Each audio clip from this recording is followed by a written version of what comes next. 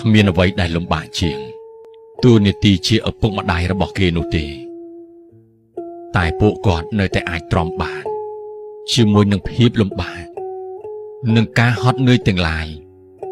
ដោយមិនរអ៊ូរទាំបន្តិចឡើយ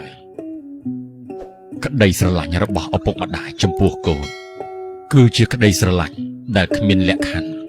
និងគ្មានដែនកំណត់ឡើយអ្នកមិនអាចវាស់វែងក្តីស្រឡាញ់នោះដោយប្រើឧបករណ៍រង្វាស់ណាមួយបានទេឪពុកម្ដាយចាត់ទុកកូនជាមនុស្សទីមួយសម្រាប់ពួកគាត់ជានិច្ចបើទោះបីជាកូនរបស់ពួកគាត់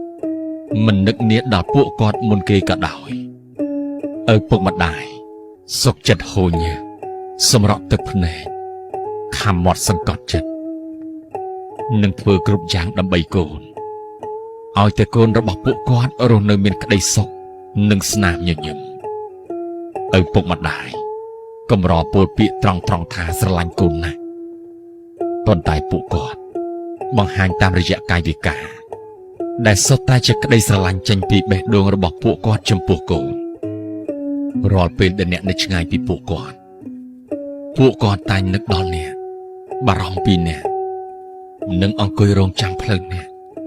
រហូតដល់ថ្នាក់បាយមិនឃ្លានទឹកមិនផឹកសម្រានមិនលក់ក៏មាននេះគ្រាន់តែជាការរៀបរាប់ត្រួសប៉ុណ្ណោះពីក្តីស្រឡាញ់របស់ឪពុកម្ដាយចំពោះកូននិងមានអ្វីជាច្រើនទៀតដែលឪពុកម្ដាយហ៊ានលះបង់និងពុះពៀតស៊ូចំពោះកូនពេលខ្លះអ្នកប្រហែលជាអន់ចិត្ត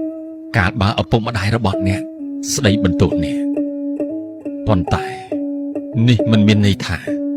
ពួកគាត់មិនបានស្រឡាញ់អ្នកនោះឡើយប៉ុន្តែពួកគាត់បន្ទោសដោយសារពួកគាត់ស្រឡាញ់អ្នកទៅវិញទេហើយពួកគាត់ចង់ឲ្យអ្នកក្លាយជាមនុស្សល្អម្នាក់ក្នុងគ្រួសារនិងសង្គម